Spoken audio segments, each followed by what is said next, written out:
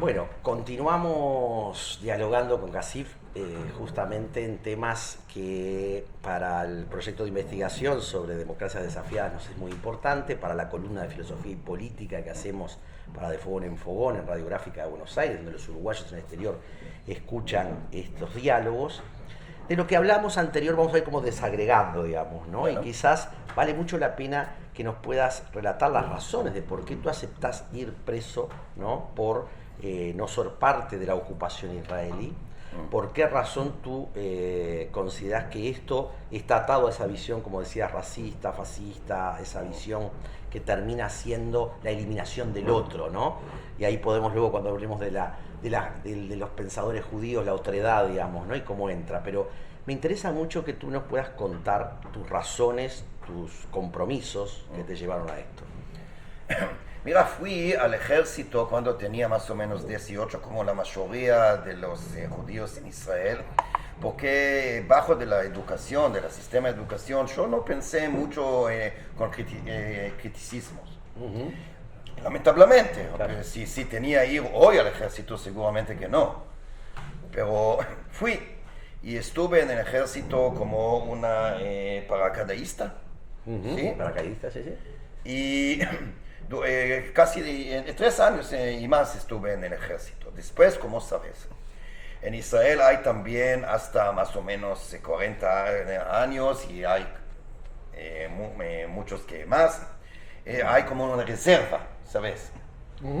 Y cuando tenía que ir al ejército de reserva, era como 2 semanas después que empezó la intifada primera. La situación, todo cambió. Ahora, como dije antes, siempre estuve en la izquierda, pero otra vez, lo siento, pero hace años, como un niño que tenía 15, 16, 18 años, estuve sionista, porque no entendí mucho sobre las contradicciones y la crímenes del sionismo. Ahora lo entiendo mucho más. Pero cuando tenía menos años no sabía mucho. Pero cuando empezó la intifada primera, y lo vi más que antes, que es la situación del pueblo palestino bajo de la ocupación israelí, en Cisjordania y Jerusalén Oeste y Gaza. Y su situación era horrible, como todas las ocupaciones. Mira, la dictadura que había acá en Uruguay es más o menos como la dictadura que hay bajo de la ocupación de Israel. La analogía ayuda a comprender cuál es la situación. Claro, porque no hay muchas diferencias. Mira, cada caso es siempre diferente que otro. No, obvio, sí. Pero hay similares, muchos similares. Sí. La el control absoluto, la gente falta tiene de derechos. La gente tiene que entender que hay millones de palestinos, ahora es más o menos 4 millones. En los territorios ocupados, bajo un régimen militar. Eso es una dictadura. Sí. No hay otra palabra. Sí, las ocupaciones son formas dictatoriales y autoritarias siempre. No hay ocupaciones benévolas. No tienen derechos básicos. Claro, no es solamente que no pueden votar. Sí. No pueden, por ejemplo, no hay derecho por libertad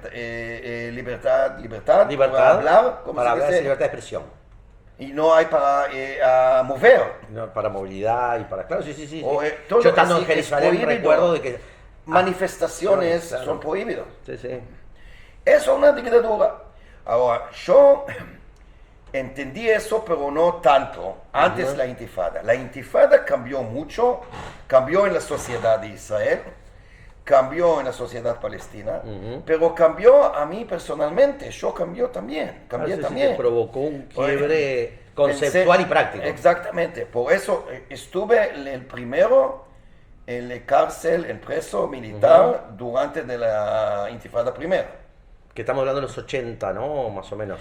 La primera intifada es del... 87. 87. Diciembre de 87. Yo fui a la cárcel el fin del diciembre de 87 o enero de 88, no me acuerdo exactamente. Esto para ubicar también a los uruguayos, ¿viste? Porque uno habla así la intifada y no, se sabe genéricamente, digamos, ¿no? Que es esa reacción, ¿no? Claro. A la ocupación. La intifada, mira, la ocupación era desde 1967. Y había casos contra la ocupación como resistencia, Resistencia, sí, sí. durante todos los años, pero pocos. Había como un incidente acá, otro allá, pero no había algo popular. Claro, sí, sí, sí. De las masas. Claro, un movimiento social y popular que... No había. Y en diciembre de 87, por unas razones, se explotó. Y ahí, la primera vez que había una resistencia popular, masa de gente, miles de gentes. No tenían armas, la mayoría, con piedras, Sí, sí, sí. por ejemplo.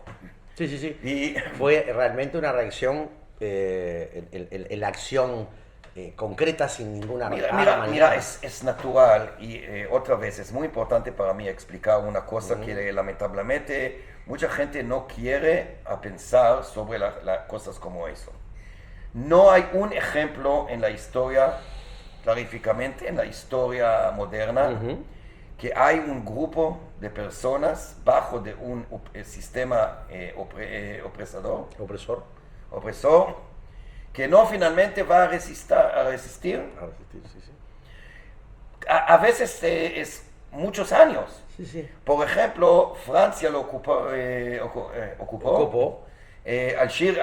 Argelia. en 1830. La guerra de la independencia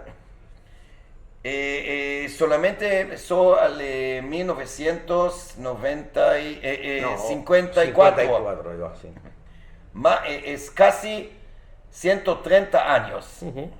A veces hay los tiempos mucho tiempo. históricos son, Claro. son largos y... Pero finalmente, en